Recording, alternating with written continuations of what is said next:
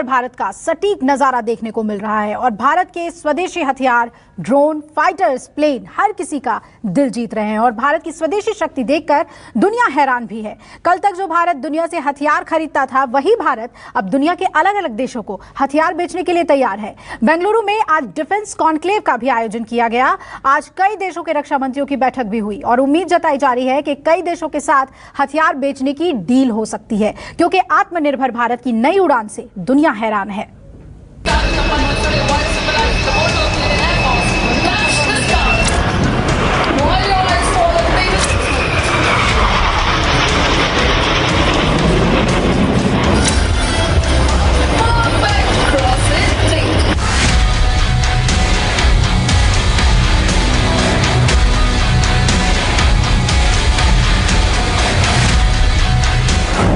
देख लो आत्मनिर्भर भारत की ताकत।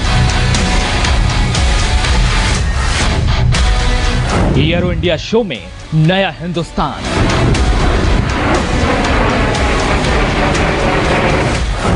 स्वदेशी हथियार, शत्रु हो जाओ होशियार।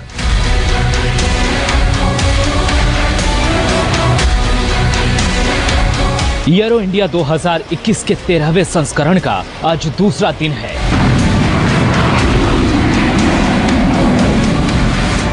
पूरे देश की नजर इस शो पर टिकी हुई है, क्योंकि इस शो में न सिर्फ भारत अपनी ताकत दिखा रहा है, बल्कि इस शो के जरिए आत्मनिर्भर भारत का दम भी दिखाई दे रहा है।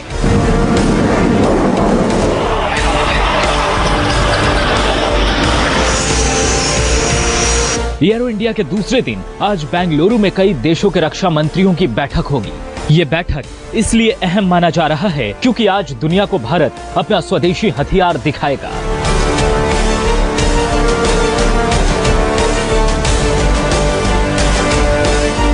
जिसके बाद कई भारतीय हथियारों की डील संभव हो सकती है, क्योंकि कई देश भारत में बने स्वदेशी हथियार को खरीदना चाहते हैं। कैसे आत्मनिर्भर भारत ने दुनिया को ये सोचने पर मजबूर कर दिया है कि भारतीय हथियार सबसे बेस्ट हैं, इसकी कई झलक एरो इंडिया शो में दिखाई दी, जिसका एक उदाहरण पेश कर रहा है ये टारगेट ड्रोन, जिसे एरियल ड्रोन भी कहा जाता है। एरियल टारगेट ड्रोन है, आपको तस्वीरें हम दिखा रहे हैं, जिसका नाम जो है शत्रु दिया गया है। आखिर इसका नाम शत्रु क्यों दिया गया है, ये हम खुद इनके एक्सपर्ट से जानते हैं जिन्होंने इसे बनाया है। सर, क्या नाम है आपका? मेरा नाम है ब्रिगेडियर प्रसाद। मैं फौज से 2016 में रिटायर हुआ हूँ। सर, इसका नाम शत्रु क्यों दिया? शत्रु ये है, ये हमारा जो एयर डिफेंस होते हैं वो प्रैक्टिस करते हैं। जो शत्रु का जो हवाई जहाज़ आता है उसको मार गिराने के लिए रियल टाइम प्रैक्टिस तो मिलता नहीं है, इसलिए हमको ऐसे मॉडल बना के जो है उसको उड़ा के तब अपना जो शत्रु के हवाई जहाज़ जैसे वो बिहेव करता है और उसको पता लगता है कि कितना इफेक्टिव है, उनका ट्रेनिंग कितना अच्छा है, ट्रेनिंग नहीं है। उसके लिए हमारा तीनों अंग जो है, आर्मी, नेवी, एयरफोर्स, वो एयर डिफेंस का सिस्टम्स जो हैं वो यूज़ करते हैं इसको। अभी तक जो यूज़ कर रहे हैं वो पूरा जो है बाहर से इंपोर्ट होता था, अभी तक इंपोर्ट हो रहे हैं। तो ये पहली बार है जो हम फुल्ली 80% तक जो है हम अपना इधर का बना के जो है इंडिजिनस हमने कैपेबिलिटी अचीव किया है। एक नया स्टार्टअप है। पूरी जो है यंग जनरेशन है, आईआईटी मद्रास की जो टीम है इसे बनाई है। हम बात करते हैं, क्या नाम है आपका? जी, मेरा नाम सुरजीत कुमार यादव है। जी, इसकी क्षमता के बारे में बताइए, इसकी क्वालिटी के बारे में बताइए। जी, इसकी 864 किलोमीटर प्रति घंटा की स्पीड से फ्लाई कर सकता है और इसकी जो रेंज है वो 100 किलोमीटर से ज़्यादा है और ये एक बार तेल भरने के बाद ऑलमोस्ट 70 मिनट तक हवा में रह सकता है। जी, 10 मिनट हवा में रख सकता है 70 मिनट में। अच्छा, और इसकी अगर और क्वालिटी की बात करें, कैसे ये अलग इसको हम माने? जी, अभी क्या है कि जो भी डिफेंस फोर्सेस हमारी यूज़ कर रही हैं टारगेट ड्रोन, वो बहुत ही कम स्पीड में फ्लाई करता है। मैक्सिमम 180 मीटर, मतलब 400-450 किलोमीटर प्रति घंटा की स्पीड से वो फ्लाई करता है। लेकिन जो ये पर्टिकुलर जो हमने ड्रोन बनाया है, जो टारगेट ड्रोन है, इसकी स्पीड काफ़ी ज़्यादा है। उससे क्या होता है कि जो, क्योंकि इनका जो मेन पर्पस होता है वो होता है कि कैसे हम फाइटर जेट्स को मिमिक करें, क्योंकि जब हम फायर करते हैं तो मिसाइल्स बहुत तेज़ फायर होती हैं, बहुत ज़्यादा स्पीड होती है और फाइटर जेट्स का स्पीड थोड़ा, इन सब ड्रोन का स्पीड कम होता है, तो हमें उसकी स्पीड को मैच करना पड़ता है। तो इसलिए इसकी स्पीड ज़्यादा रखी गई है। तो जो अभी जो एग्जिस्टिंग सिस्टम्स हैं उनकी स्पीड काफ़ी कम है एज़ कम्पेयर टू दिस। तो ये स्पीड के मामले में, रेंज के मामले में और परफॉर्मेंस के मामले में ये उनसे काफ़ी ज़्यादा बेहतर है। बिल्कुल, जैसा नाम वैसा काम। अगर मौके पर पता चलता है कि कहीं शत्रु हमारे देश पर बुरी निगाहें रख रहे हैं, तो सबसे पहले ये शत्रु एरियल टारगेट का इस्तेमाल किया जा सकता है और ये अबद्ध है, सीधे जाकर के वहाँ पर वार कर सकता है। एरो इंडिया में ड्रोन पोर्ट भी हर किसी का ध्यान अपनी तरफ खींच रहा है, क्योंकि यह स्वदेशी ड्रोन ऑटोमेटिक चार्ज हो जाता है, जिससे दुश्मनों पर लंबे समय तक नजर रखी जा सकती है। वरुण, क्या खासियत है इस ड्रोन की? आमतौर पर जो ड्रोन हम लोग देखते हैं, उस ड्रोन में और इस ड्रोन में क्या खासियत है? जी, हमारी खासियत ड्रोन में नहीं, ये ड्रोन पोर्ट में है। तो हम क्या कर सकते हैं, अगर किसी ड्रोन का बैटरी कम हुआ है तो ये ड्रोन पोर्ट जो है वो ड्रोन को लैंड कर सकता है इस पर, और इसको चार्ज करके फिर वो वापस अपना मिशन कंटिन्यू कर सकता है। तो इसकी ये अहमियत है कि आपको बीच में कोई ह्यूमन इंटरवेंशन नहीं चाहिए, तो सब कुछ ऑटोनोमस हो सकता है। ये कितने घंटे काम कर सकता है? सर जी, ये आप वो ड्रोन पे डिपेंड करता है।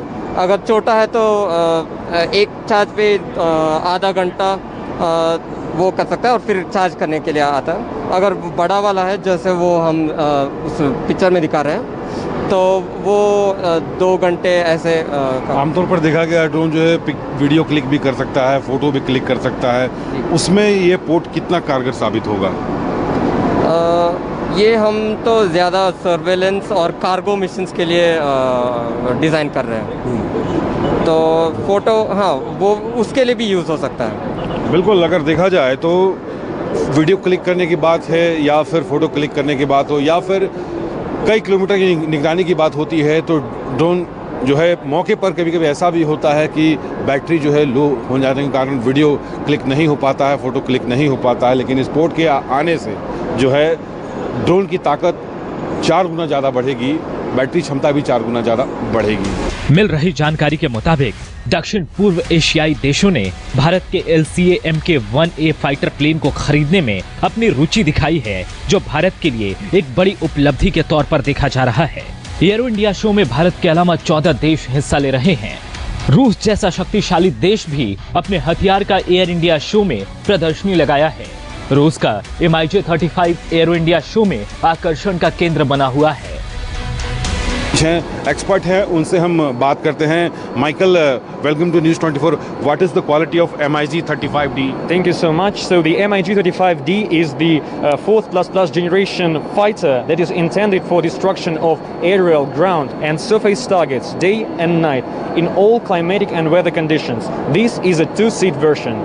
बिल्कुल, अगर देखा जाए तो MiJ-35D जो है किसी भी वेदर में, किसी भी क्लाइमेट की अगर बात करें, आप देखिए कि 2 पायलट आगे और पीछे इसमें जो है बैठ सकता है, और चाहे ऊंचाई कितनी भी हो, दूरी कितनी भी हो, और अचूक निशाना। और इस तरह का जो विमान यहाँ पर जो है MiJ-35D, इसके बारे में ये कहा जा रहा है कि चाहे कितनी भी ऊंची पहाड़ी क्यों ना हो, मूसलाधार बारिश क्यों ना हो, चाहे ख़राब कंडीशन में भी, वेदर की ख़राब कंडीशन में भी ये अपनी मारक क्षमता जो सबसे आगे रखता है। अगर हम बात करें 35। और इस वक्त बड़ी खबर आ रही है, ग्रेटा थनबर्ग ने एक बार फिर से ट्वीट किया है और अपने ट्वीट में उन्होंने कहा है कि वो किसानों के साथ अब भी खड़ी हैं। ग्रेटा थनबर्ग ने एक बार फिर से ट्वीट करते हुए कहा है कि मैं शांतिपूर्ण प्रदर्शनों का समर्थन करती हूं, और दिल्ली पुलिस ने FIR दर्ज की है और उसके बाद ही ग्रेटा थनबर्ग का ये ट्वीट सामने आया है। अपने ट्वीट में ग्रेटा थनबर्ग ने साफ कहा है कि शांतिपूर्ण प्रदर्शनों का समर्थन करती हूं और किसानों के साथ खड़ी हूं।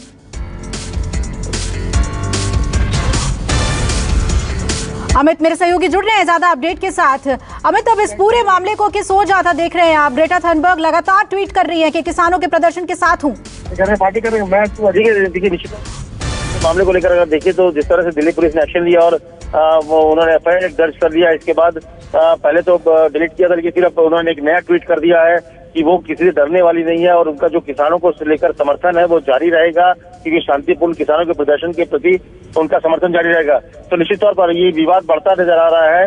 दूसरी तरफ अमित शाह जो गृह मंत्री है और संसद भवन में उनके दफ्तर में बैठक चल रही है, जिसमें Delhi police commissioner SN Srivastava, Ajit Doval वहाँ है और IB चीफ भी वहाँ पर मौजूद है। जो किसान आंदोलन चल रहा है उन तमाम मसलों को लेकर वहाँ पर एक गंभीर बड़ी बैठक चल रही है। लेकिन इसी बीच ग्रेटा थनबर्ग का जिस तरह से ट्वीट दोबारा आया है, पूरे मामले को आगे बढ़ाता हुआ नजर आ रहा है। जी बिल्कुल अमित, आप बने रहिए हमारे साथ। और एक और बड़ी खबर आपको बता दें कि किसानों के मसले पर संसद में गृह मंत्री की हाई लेवल मीटिंग चल रही है और बताया जा रहा है कि अमित शाह की NSA डोभाल के साथ बैठक हो रही है और दिल्ली पुलिस कमिश्नर भी इस बैठक में मौजूद हैं।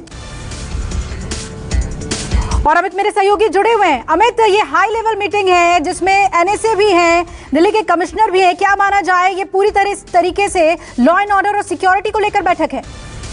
जी हाँ, देखिए लॉ एंड ऑर्डर और सिक्योरिटी को लेकर बैठक है और जिस तरह से हालात वहाँ पर बने हुए हैं, जो तीनों जो बॉर्डर्स है जहाँ पर किसान बैठे हुए हैं वहाँ पर क्या स्थिति है, किस तरह के थ्रेट्स आ रहे हैं, तमाम जो चीजों पर बातचीत हो रही है क्योंकि लगातार जो संख्या है वो बढ़ भी रही है। तो ऐसे में वहाँ पर किस तरह से कार्रवाई होनी चाहिए। आज ही हमने देखा कि जो पहले जो कील वगैरह लगाए हुए थे उनको आज हटाने का प्रोसेस देखा। गाजीपुर बॉर्डर पे गाजीपुर बॉर्डर को पूरी तरह से सील करके रखा गया है, किसी को भी आने जाने और खास करके बैरिकेडिंग के साथ साथ तमाम चीजें और इनपुट्स भी इस तरह से 6 तारीख को चक्का जाम का ऐलान भी कर रखा है किसानों ने। तो ऐसे में क्या होना चाहिए और आगे क्या कोर्स ऑफ एक्शन होना चाहिए दिल्ली पुलिस का और इस पूरे मामले पर सरकार का, उसको लेकर भी चर्चाएं हो रही है इस बैठक में। और अजीत डोभाल भी खुद मौजूद है जो एनएसए है, रॉ चीफ भी वहाँ पर है, दिल्ली पुलिस कमिश्नर भी है। बिल्कुल अमित, आप नजर बनाए रखिए, हम लौटेंगे आपके पास अपडेट के लिए। एक छोटे से ब्रेक के लिए यहाँ पर रुक रहे हैं, फौरन हाजिर होते हैं। नमस्कार, मैं हूं मानक गुप्ता। अगर आपको हमारा ये वीडियो पसंद आया हो तो इसे लाइक और शेयर जरूर करें और हाँ, हमें सब्सक्राइब और फॉलो करना ना भूलें ताकि आप देश और दुनिया की कोई खबर मिस ना करें। तो जुड़े रहिए हमारे साथ और देखते रहिए News 24।